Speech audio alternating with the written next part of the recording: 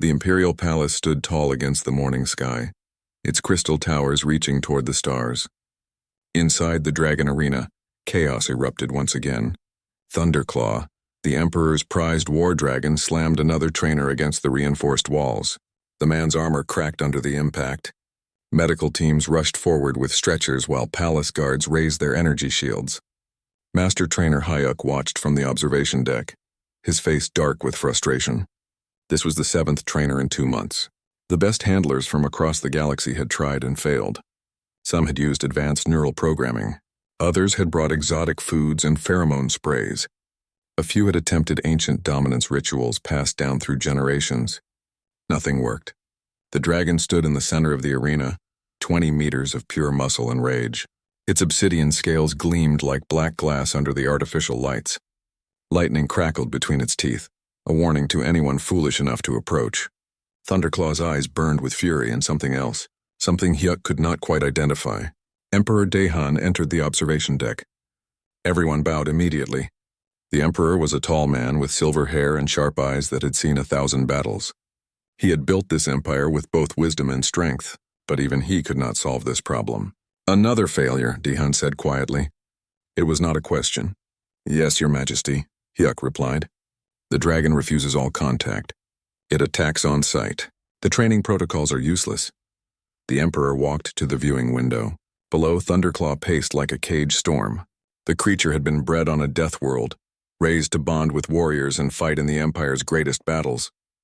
Its previous handler, Commander Taemin, had died 6 months ago during a border conflict. Since then, Thunderclaw had rejected everyone. 21 days remain, Daehan said. Imperial law was clear. A war dragon without a handler was too dangerous to keep. If Thunderclaw could not bond with someone soon, it would be executed. The thought pained the Emperor deeply. This dragon represented years of careful breeding, training, and investment. More than that, it was a living being that had served the Empire faithfully. Send out another call, Daehan ordered. Empire-wide. Offer whatever reward necessary. Someone must be able to reach this creature. Hyuk bowed and left to make the arrangements. The Emperor remained at the window, watching Thunderclaw destroy another training dummy with a blast of lightning breath. The smell of ozone and scorched metal filled the air. The call went out across thousands of star systems. The reward was generous enough to attract attention from every corner of the galaxy. Within days, trainers began arriving at the capital world. They came from dozens of species and cultures. Some were famous handlers with decades of experience. Others were young warriors eager to prove themselves. A reptilian trainer from the Korath system tried first. His people had tamed sky beasts for centuries. He entered the arena with confidence, carrying a staff that emitted calming frequencies. Thunderclaw sent him flying within 30 seconds. Next came a pair of telepathic twins from the Mira colonies. They claimed they could enter the dragon's mind and soothe its anger. They lasted 2 minutes before Thunderclaw's mental defenses overwhelmed them both. They left the palace with severe headaches and damaged pride. An old warrior woman from the Outer Rim tried traditional methods. She brought no technology, only her voice and her will. She stood in the arena and chanted ancient songs meant to calm wild beasts. Thunderclaw listened for almost 5 minutes. Then it roared so loud that the arena's windows cracked. The woman wisely retreated. Days passed. More trainers came and went. Each failure made Thunderclaw more aggressive. The dragon was learning that it could drive everyone away. Its rage grew stronger with each victory. Hyuk began to lose hope. He stood in the empty arena one evening after the latest failed attempt. The dragon watched him from across the space. In that moment, Hyuk could swear he saw sadness in those fierce eyes. But he dismissed the thought. Dragons did not feel sadness. They felt hunger, aggression, and the desire to dominate. Everyone knew that. 3 days before the deadline, something unexpected happened. A man named Jiho arrived at the palace with his young daughter. They were not there for the dragon challenge. Jiho had served in the military years ago, but now he was just a father. He worked as a maintenance supervisor on a civilian station. He had won a lottery that gave him and his daughter a tour of the capital world. It was meant to be a vacation, a chance to see the Empire's heart and forget about their daily struggles. Nari, his 10-year-old daughter, was excited about everything. She pointed at the tall buildings and asked endless questions. Jiho answered patiently, happy to see her smile.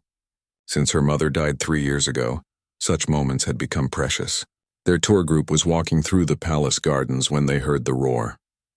It shook the ground beneath their feet. The tour guide explained nervously that the Emperor's dragon was having another training session.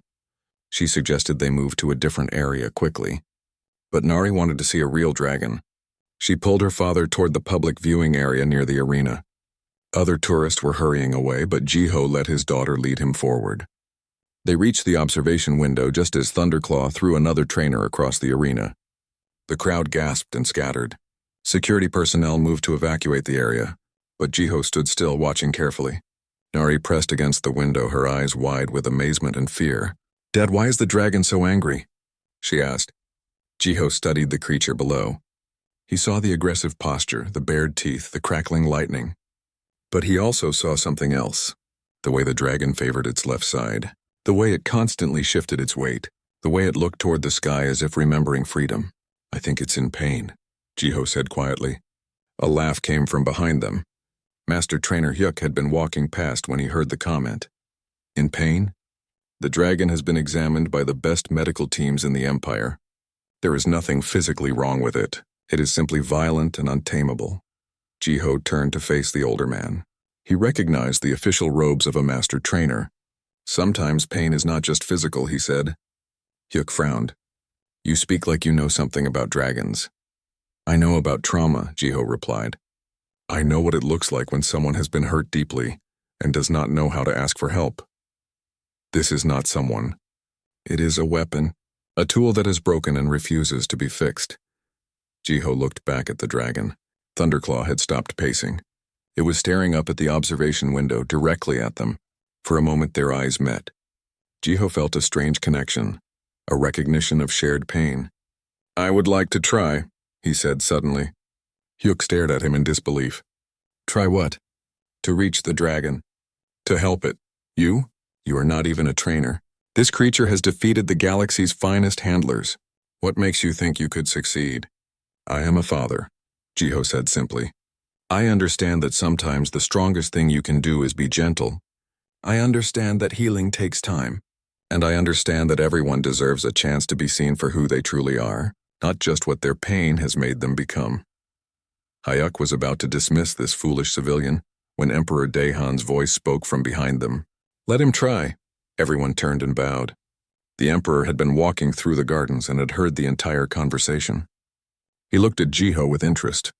"You have 3 days," Daehan said. "If you fail, you will likely die. If you succeed, you will save a life worth more than gold. Choose wisely." Jiho looked down at Nari. She nodded, trusting her father completely. He turned back to the Emperor and bowed. "I accept." News of the civilian volunteer spread through the palace like wildfire.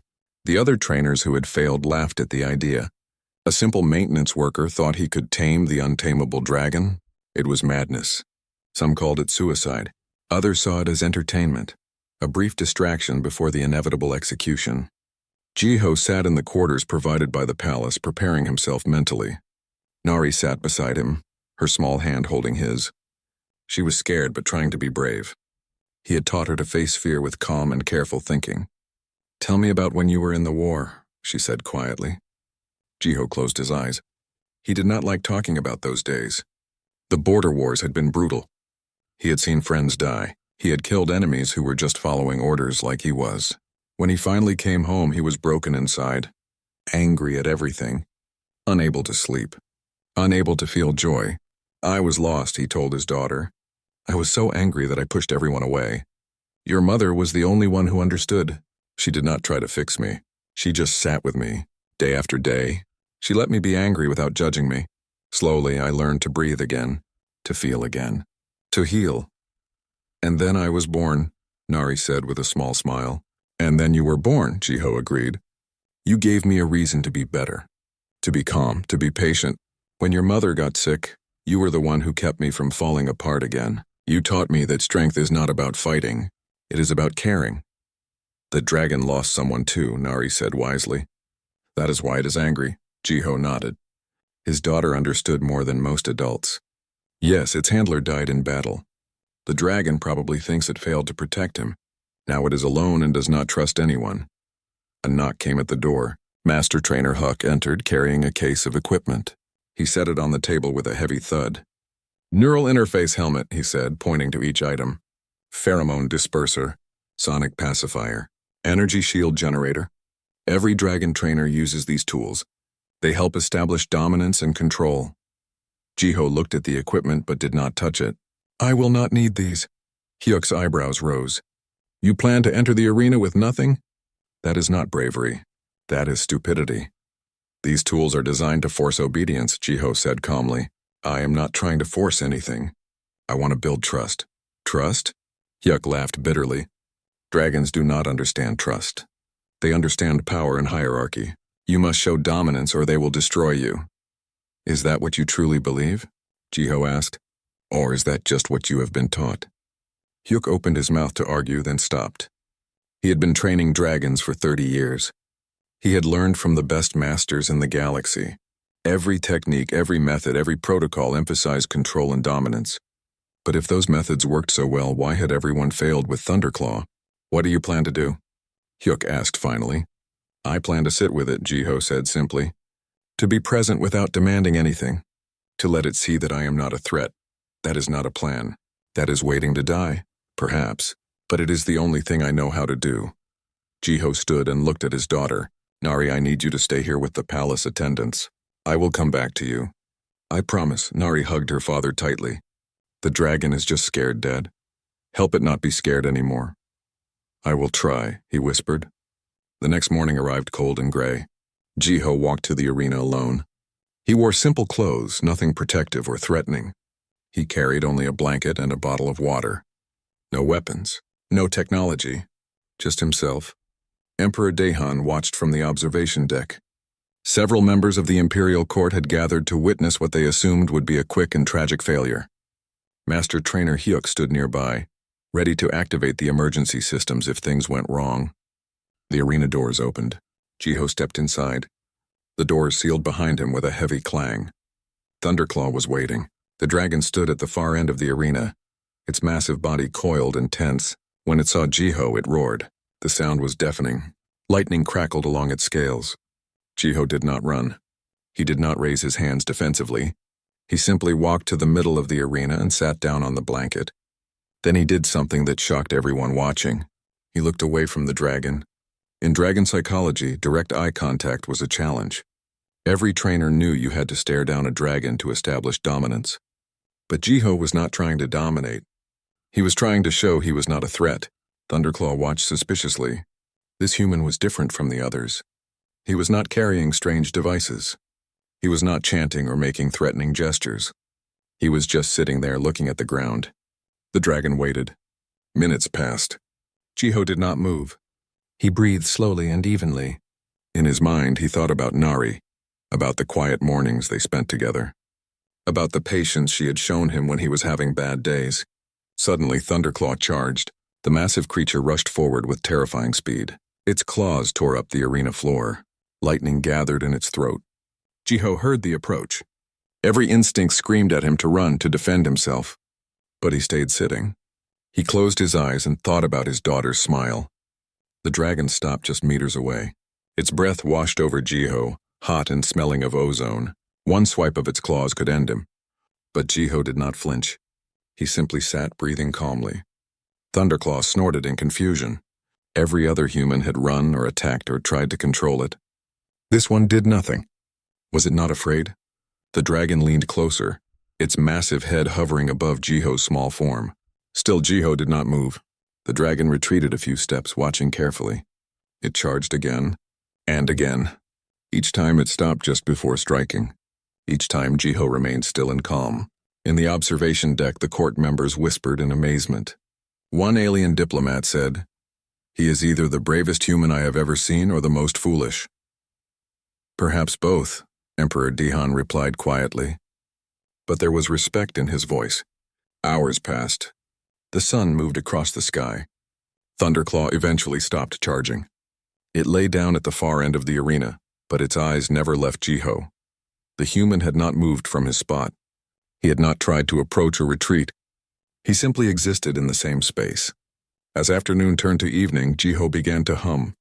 It was a soft melody, a lullaby he sang to Nari when she had nightmares.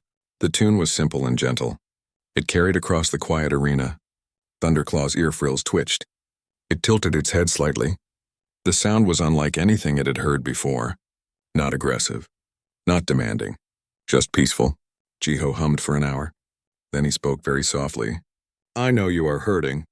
I know you lost someone important. I lost someone too, my wife. She was kind and strong. When she died, I wanted to break everything around me. I was so angry. The dragon's eyes narrowed. It could not understand the words, but it understood the tone. Sadness, loss, shared pain. My daughter saved me, Jiho continued. She needed me to be strong. But being strong did not mean being hard. It meant being gentle, being patient, being there even when it hurt.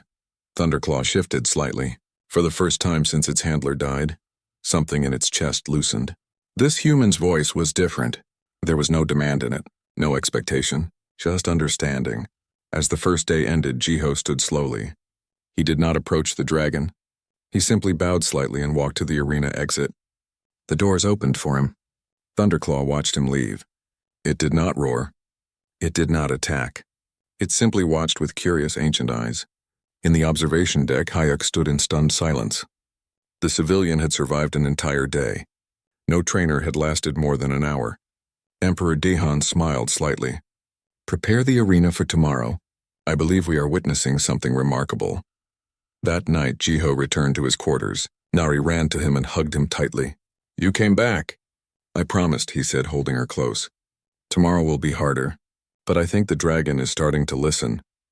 What will you do tomorrow? Jiho thought about it. I will sit with it again, and maybe if it allows I will move a little closer. 2 days remained. The galaxy watched and waited to see if a simple father could succeed where everyone else had failed. Dawn broke over the imperial palace with soft golden light. Jiho woke early, as he always did. Nari was still sleeping peacefully in the bed beside his. He watched her for a moment, gathering strength from her peaceful face. Then he rose and prepared for the second day. He ate a simple breakfast and drank water slowly. His body was tense from sitting motionless for so many hours yesterday. But he did not complain. Pain was temporary. What mattered was the connection he was trying to build. When he arrived at the arena, he found Master Trainer Hayek waiting outside. I watched the recordings from yesterday, Hayek said. I have trained dragons for 30 years, and I have never seen anything like what you did. The dragon charged you 8 times. You did not even blink. Blinking would not have helped, Jiho replied simply. How did you stay so calm? Jiho thought about the question. In the war, I learned that fear makes you do stupid things. Panic gets you killed. The only way to survive was to accept that death might come and then act anyway. I have already faced death many times. This dragon does not scare me. You are either very wise or very broken, Hyuk said quietly. Maybe both, Jiho agreed. May I enter? Hyuk nodded and opened the arena doors. Jiho stepped inside once more. Thunderclaw was awake and waiting. The dragon's eyes followed Jiho as he walked to the same spot as yesterday. The human sat down on his blanket again, but this time he positioned himself 5 meters closer than before. The dragon noticed immediately. It stood up, muscles tensing. Was this human challenging it? Claiming territory? But Jiho did the same thing as yesterday. He looked away and sat quietly. His breathing was slow and even. He showed no aggression, no fear, no demand. Thunderclaw watched for a long time. Then it lay back down, though its eyes remained alert. Hours passed in silence. The sun climbed higher in the sky. Occasionally, palace staff would peek at the monitors in amazement. The man and the dragon simply existed together, neither moving, neither threatening. Around midday, Jiho began to speak. His voice was soft, barely above a whisper, but in the quiet arena it carried clearly. I had a friend in the war, he said. His name was Minsu. We served together for 3 years. He was funny and brave. He used to make jokes even when we were under fire. One day an ambush caught us by surprise. Minsu pushed me out of the way of an explosion. It saved my life, but he did not make it. Jiho paused, emotions rising in his chest. Even after all these years, the memory hurt. I was angry at him for dying, angry at myself for living, angry at the universe for being so cruel. I carried that anger for years. It poisoned everything good in my life, until my wife helped me understand that being angry at death does not bring anyone back. It only kills the person carrying the anger. Thunderclaw's ear frills moved slightly. The dragon was listening. You lost someone too, Jiho continued. Your handler, the one who flew with you into battle. I heard the stories. Commander Taman was brave and skilled.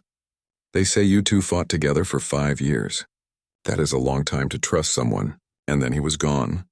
The dragon's eyes narrowed. A low rumble came from its throat, not quite a growl but close. You think you failed him, Jiho said gently. You think you should have protected him better. Should have been faster, stronger, more aware. I know that feeling. I felt it when my wife got sick. I thought I should have noticed sooner. Should have made her see doctors earlier. Should have done something, anything different. Thunderclaw lowered its massive head to the ground. The rumbling stopped. But the truth is, sometimes bad things happen and there is nothing we can do to stop them. Death comes for everyone eventually. It is not our fault. It is just the way the universe works. Jiho finally looked up at the dragon. Their eyes met. This time it was not a challenge. It was connection, understanding, shared grief. You are allowed to be sad, Jiho whispered. You are allowed to miss him. But you cannot let that sadness turn into rage that hurts everyone around you. That is not what he would have wanted. For several long moments, neither moved. Then something remarkable happened. A single tear rolled from Thunderclaw's eye. It was small, barely visible, but Jiho saw it. The dragon was crying. In the observation deck, Emperor Dahan leaned forward in his chair. Incredible, he murmured. Hyuk shook his head in disbelief. I did not know dragons could cry. Perhaps we never gave them reason to, the Emperor replied. The afternoon continued in quiet companionship. Jiho moved another 3 meters closer. Thunderclaw allowed it. The gap between them was shrinking. Not through force, but through trust. As evening approached, Jiho noticed something he had seen on the first day but not understood. Thunderclaw kept shifting its weight off its rear left leg. The movement was subtle, but Jiho had learned to read body language during his military service. That was the stance of someone in chronic pain. Your leg hurts, Jiho said suddenly. The dragon's eyes snapped to him. Jiho stood up slowly, his movements careful and non-threatening. May I come closer? I want to see. Thunderclaw did not move. It watched as Jiho took one step forward, then another, then another. Each step was slow and deliberate. Jiho kept his hands visible and his posture relaxed. When he was just 5 meters away, close enough to feel the heat radiating from the dragon's body, Jiho stopped. May I approach your leg? Of course, the dragon could not answer in words, but it also did not attack. It did not move away. That was answer enough. Jiho walked around to the dragon's left side. Up close, Thunderclaw was even more massive than he had imagined. Each scale was as large as his hand. The muscles beneath rippled with barely contained power. One bite could end him. One swipe of the tail could break every bone in his body. But Jiho was not afraid. He knelt beside the dragon's rear left leg and examined it carefully. The leg looked normal from a distance, but when he gently touched the joint, Thunderclaw flinched. There, Jiho said quietly. Something is wrong inside. Does it hurt all the time or only when you move? Thunderclaw made a soft sound, almost like a whimper. It was in pain. Jiho stood and looked up at the dragon's face. They did not see it, did they? The medical teams checked you, but they did not find this. Maybe because you were too aggressive. Maybe because they did not look carefully enough. But you have been hurting this whole time. The dragon lowered its head until it was level with Jiho's chest. They were face to face now, close enough to touch. Jiho slowly raised his hand and placed it on the dragon's snout. The scales were warm and smooth under his palm. I am sorry, he said softly. I am sorry you have been in pain. I am sorry no one understood. But I see you now, and I am going to help. Thunderclaw closed its eyes and leaned very gently into Jiho's touch. It was the gesture of complete trust. In that moment, something changed in the arena. The air itself seemed to shift. Master Trainer Hyuk, watching from above, recognized it immediately. It was the beginning of a bond. Not forced through technology or dominance, but grown naturally from genuine care. Jiho stepped back and looked up at the observation deck. I need medical assistance, he called.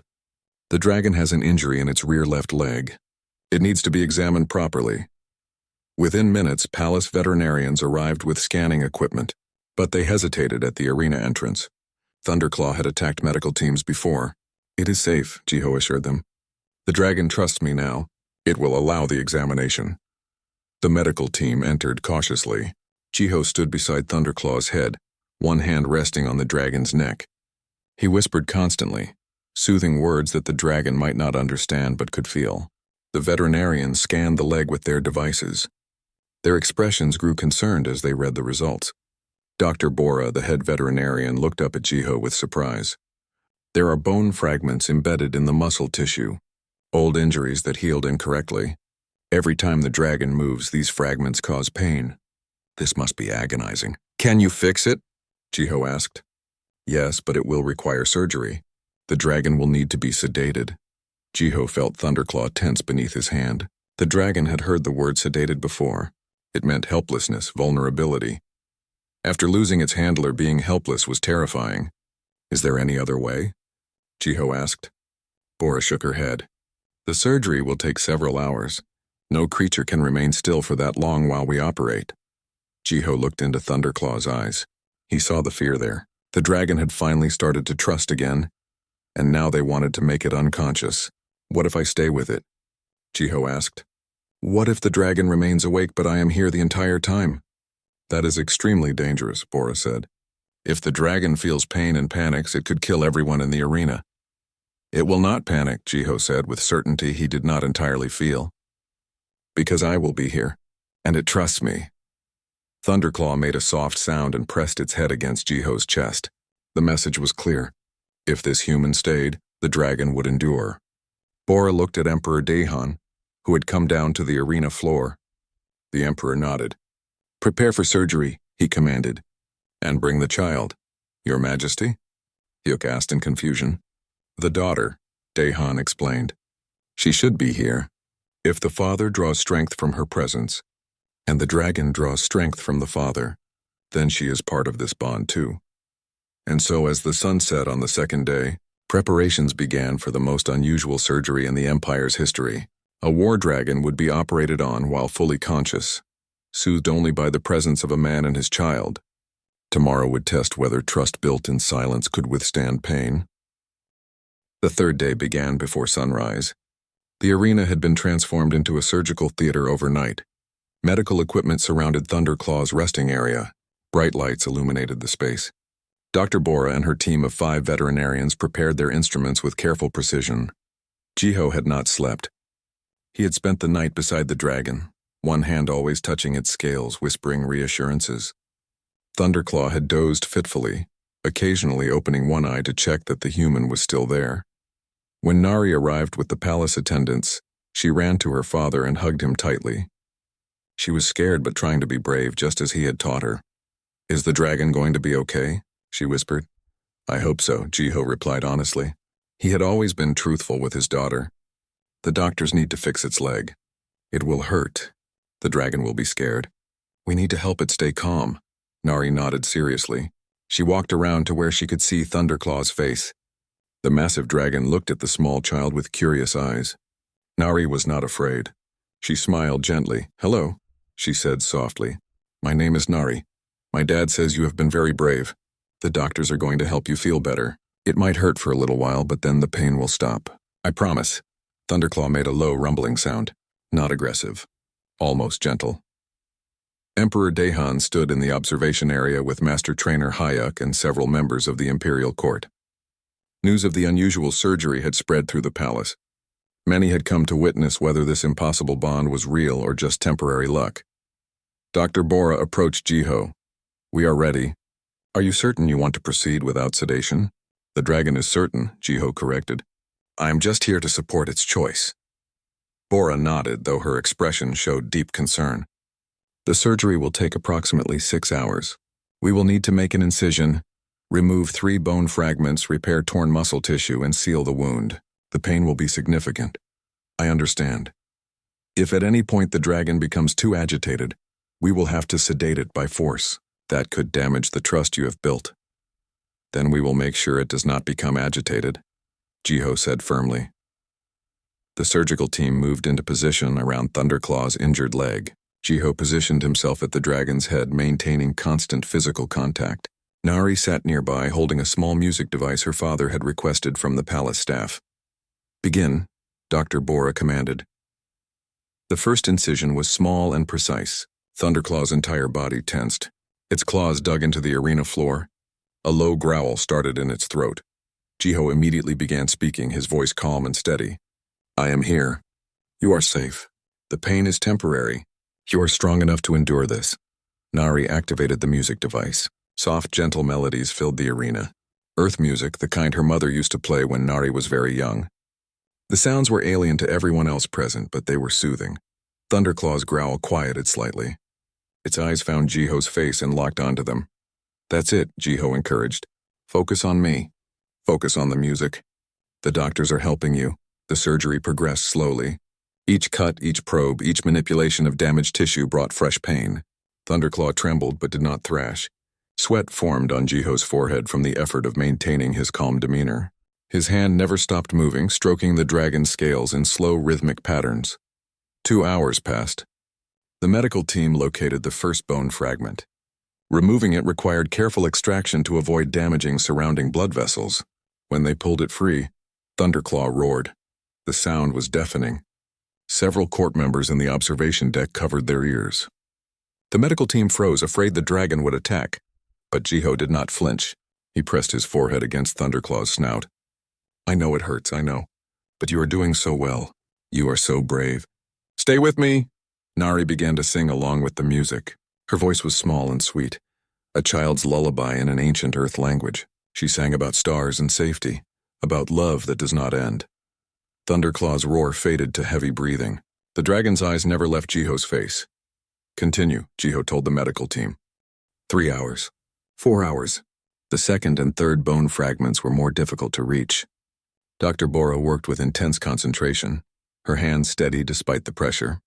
Her team supported her perfectly, anticipating each need. Jiho's voice grew hoarse from talking continuously. He told Thunderclaw stories about his life, about growing up on a small station far from the capital, about meeting his wife at a military gathering, about the day Nari was born and how his entire world had changed in that moment.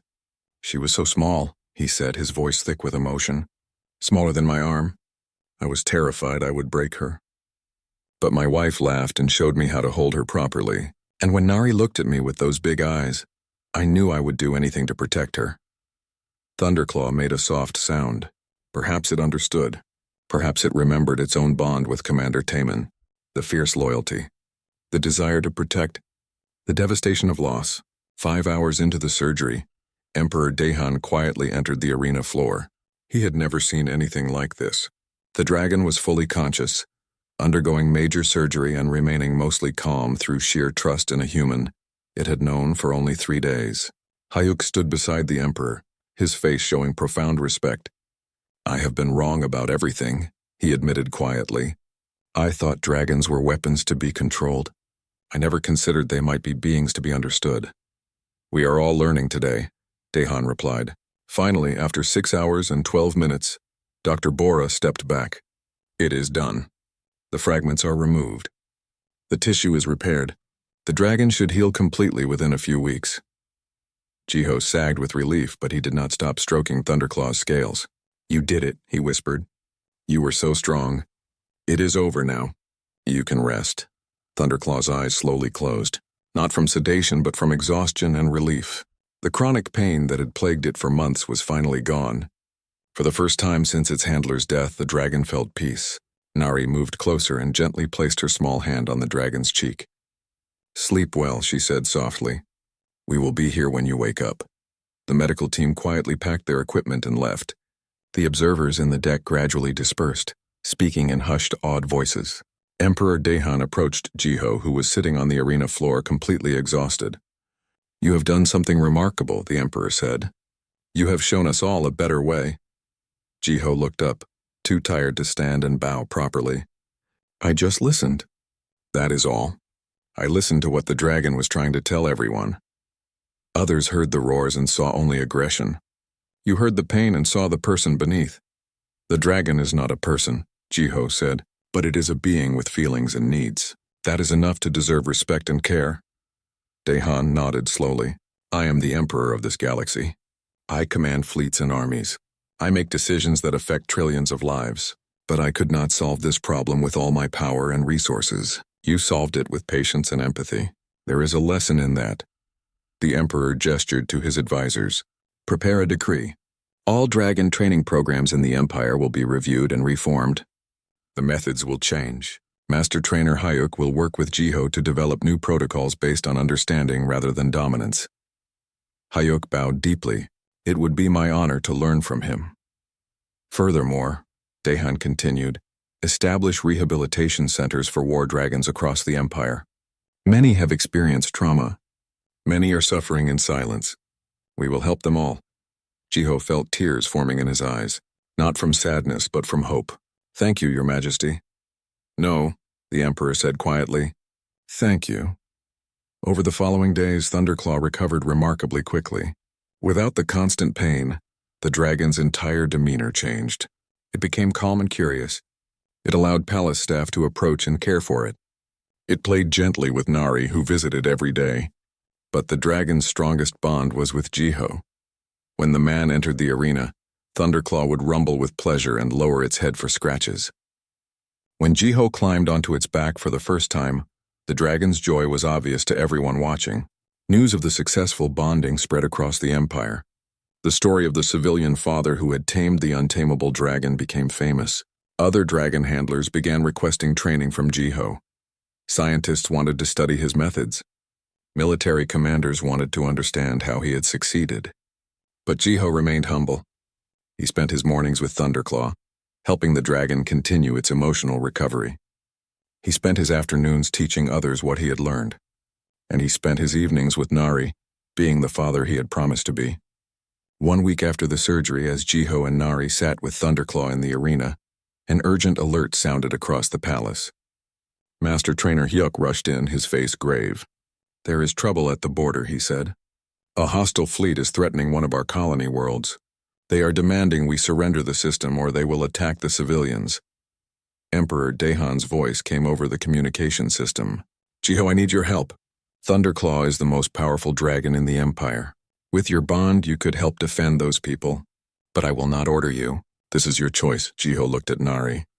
She was scared but met his eyes bravely. Dad, you always taught me that helping others is what makes us good people. Those people need you. He looked at Thunderclaw. The dragon watched him with intelligent eyes, understanding that something important was happening. Jiho took a deep breath. He had left military service behind. He had promised himself he would never fight again. But he had also promised to protect those who could not protect themselves. I will help, he said finally. But I fight to protect, not to conquer. And Thunderclaw fights by choice, not by command. The dragon rumbled its agreement. The greatest test was still to come. The Imperial fleet gathered in orbit around the capital world within hours. Massive warships hung in space like steel mountains. Fighter craft buzzed between them like insects. And at the center of the formation, dragon carriers prepared to launch their most powerful weapons. Jiho stood in the dragon hangar wearing combat armor for the first time in years. The fit was strange and uncomfortable. The weight reminded him of days he had tried to forget. Nari helped him adjust the straps, her small fingers working carefully. You look like a warrior again, she said quietly. I am a father first, Jiho replied. A warrior only when necessary. Thunderclaw waited nearby, fitted with a riding harness designed for combat. The dragon had been restless since the alert sounded. It remembered battles, remembered the rush of flight and the thunder of war, but it also remembered the fear and the pain of losing its handler. Jiho approached and placed his hand on the dragon's side. Are you ready for this? Thunderclaw lowered its head and gently bumped against Jiho's chest. The message was clear. Together they were ready for anything. Emperor Daehan entered the hangar with Master Trainer Hyuk and a group of military officers. The Emperor looked troubled but determined. The situation is worse than we thought, Daehan explained. The hostile fleet belongs to the Torak clans. They are raiders and conquerors. The colony world they are threatening is home to 3 million people, mostly farmers and miners. Civilians who cannot defend themselves. Why, how many ships do they have? Jiho asked. 40 warships. We are sending 60 plus dragon support. The odds are in our favor. But the Torak fight without honor. They will target civilian centers if we do not stop them quickly. Jiho felt the old military instincts awakening in his mind. Strategy, tactics, threat assessment. He had been a good soldier once. Perhaps those skills could serve peace now. What do you need from us? He asked. The Torak respect strength above all else, Daehan said. If we show overwhelming power immediately, They may retreat without full battle. Thunderclaw is our most fearsome dragon. With you riding him, demonstrate that power. Make them think twice about fighting. And if they do not retreat?" The Emperor's expression hardened. "Then you protect our people by any means necessary." The Torak clans have destroyed 17 colonies in the past decade. They enslave populations and strip worlds of resources. They cannot be allowed to continue. Jiho nodded slowly. This was different from the border wars. This was not politics or territory. This was protecting innocent lives from genuine evil. He turned to Nari and knelt before her. "I need you to stay here. It is too dangerous where I'm going." Nari hugged him fiercely. "Come back, Dad, promise me." "I promise," he said, though he knew that was a promise he might not be able to keep. But he had to try. For her sake, he had to believe he would return. Jiho climbed onto Thunderclaw's back and settled into the riding position. The harness held him secure. A communication device in his helmet connected him to the fleet command. A heads-up display showed tactical information. The Dragon carrier's launch bay opened to reveal the black void of space. Stars glittered in the distance. Jiho felt his heart racing but controlled his breathing. Just as he had taught himself years ago. "Dragon riders, prepare for launch," the carrier captain's voice announced. Thunderclaw spread its massive wings. The dragon's body was built for spaceflight, able to generate its own propulsion through bioelectrical fields. Other dragons lined up beside them, each with their own rider. "Launch," the captain commanded.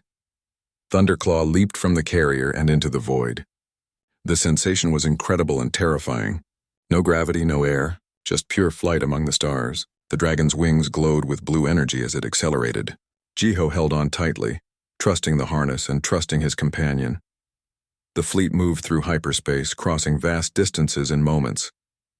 When they emerged at the colony world, the situation was immediately visible.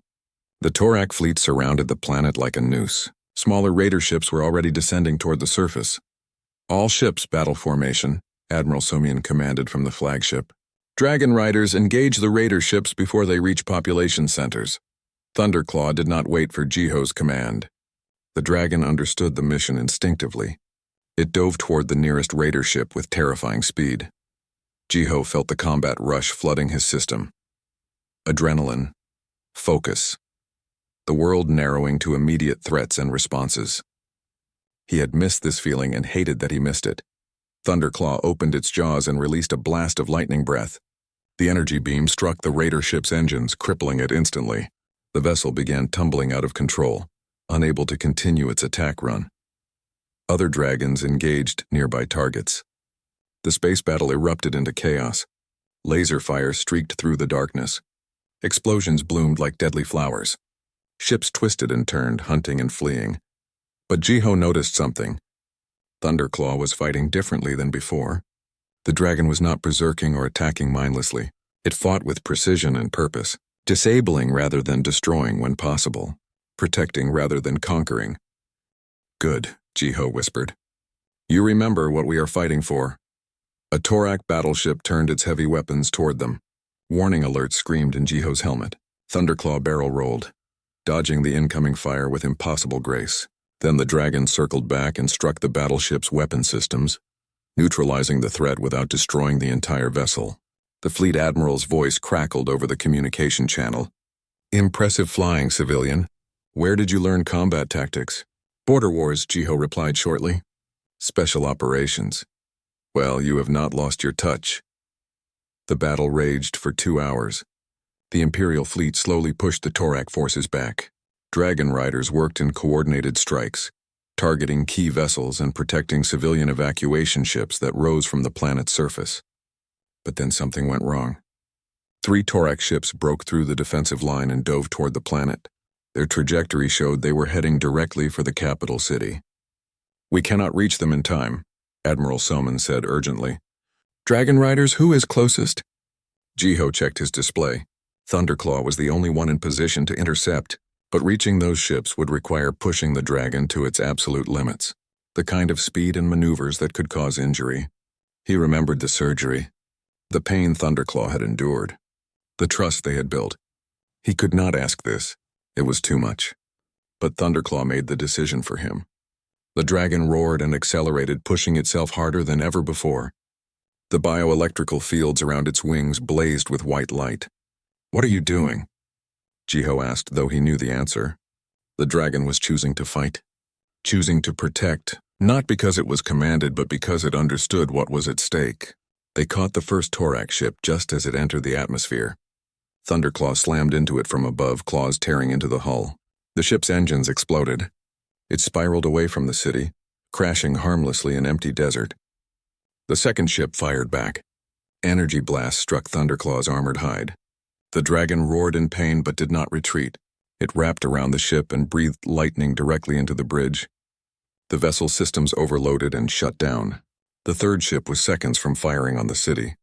1,000,000 people lived there, children, families, people like Nari. Jiho felt time slow down. He saw the weapon systems charging on the Torak ship, saw the city below, unaware of the death about to rain down, saw his daughter's face in his mind. "Now," he shouted. Thunderclaw dove with every bit of strength it possessed. The dragon positioned itself between the ship and the city.